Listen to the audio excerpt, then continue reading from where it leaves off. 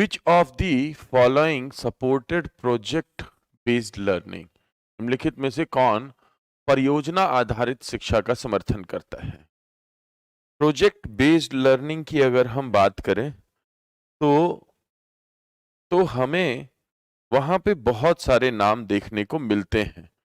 आपको उनमें से चूज करना है कि कौन है, कौन सा सेक्शन है। Alford, Stevenson, Maria Montessori, Ausubel, John Dewey, Kilpatrick और स्टर्नबर्ग। एल्फोर्ड, स्टीवेंसन, किलपैट्रिक और पियाजे, John Dewey, Maria Montessori and Kolb.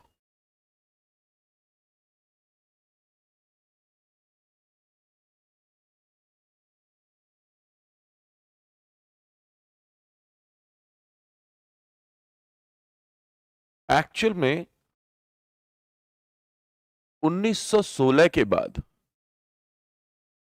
Cornell University में John Dewey philosophy of education department को हेड करते थे। इस दौरान, इससे पहले ही आपको पता है कि उन्होंने प्रोग्रेसिव स्कूल चालू किया था, जिससे कि कॉन्सेप्ट आता है प्रोग्रेसिव एजुकेशन का। ये जो प्रोग्रेसिव एजुकेशन का जो कॉन्सेप्ट है, इसके अंदर इंक्वायरी, प्रोजेक्ट, एक्टिव, ये सारे लर्निंग के जो मेथड हैं ये जुड़ जाते हैं। और आज का एक और मेथड है दैट इज कॉल्ड रिसोर्स, जिसमें टीचर फैसिलिटेटर है बेसिक, ठीक है ना, जिसमें कि एक रिसोर्स रूम बनाया जा रहा है। तो उसके अंदर क्या हो रहा है कि बेसिकली प्रोग्रेसिव एजुकेशन को अब सबके लिए बनाया जा रहा है, तो इंक्लूजन और प्रोग्रेसिव को जोड़ करके। ये सब किस चीज पे, किस कॉन्सेप्ट पे है? ये जेडी के कॉन्सेप्ट पे है, that is learning by doing. तो लर्निंग बाय डूइंग की जो बेसिक जो कॉन्सेप्ट है उसके ऊपर इसको दिया गया। 1935 ऑनवर्ड्स, 1935 के बाद किलपैट्रिक असिस्ट कर रहे थे। किलपैट्रिक असिस्ट कर रहे थे किसे? जॉन डुई को। और इस असिस्टेंस के दौरान किलपैट्रिक जो थे वो एक्चुअल में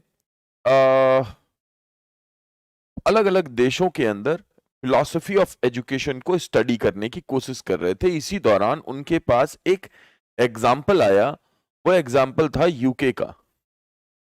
यूके में एक स्कूल की फुटबॉल टीम थी, जिस फुटबॉल टीम में जनरली एक मंथ के लिए एक ट्रेनिंग प्रोजेक्ट होता था,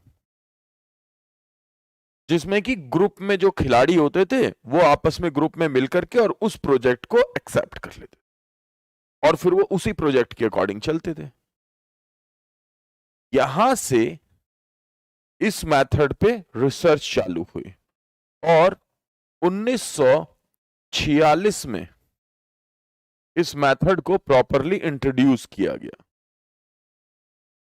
तो बेसिकली मैंने आपको दो लोगों के बारे में बताया। 1952 में जॉन डुई एक्सपायर होते हैं 1951 में, और उसके बाद में 1952 के बाद में किलपैट्रिक जगह लेते हैं इनकी, और जॉन डुई के अंदर में जो किलपैट्रिक के अलावा जो दूसरे व्यक्ति थे वो थे स्टीवेंसन। तो जॉन डुई और स्टीवेंसन, इन दोनों की भूमिका प्रोजेक्ट मेथड को आगे बढ़ाने की थी। इसी से बनता है आज का मेथड, जिसे कहते हैं प्रोजेक्ट बेस्ड लर्निंग। पर आप देखेंगे किसी भी ऑप्शन में ये तीनों नाम एक साथ नहीं है, ठीक है ना, किसी भी ऑप्शन में ये तीनों नाम एक साथ नहीं है। यहां पे ऑस्बेल दिया हुआ है जिसने कि 3 फेजेस ऑफ लर्निंग की बात की, वर्बेटिज्म की बात की या वर्बल ट्रांजिशन ऑफ लर्निंग की बात की, जिसने एडवांस ऑर्गेनाइजर की बात की। दूसरी तरफ स्टर्नबर्ग दिया हुआ है, स्टर्नबर्ग जिन्होंने की कॉम्पोनेंशियल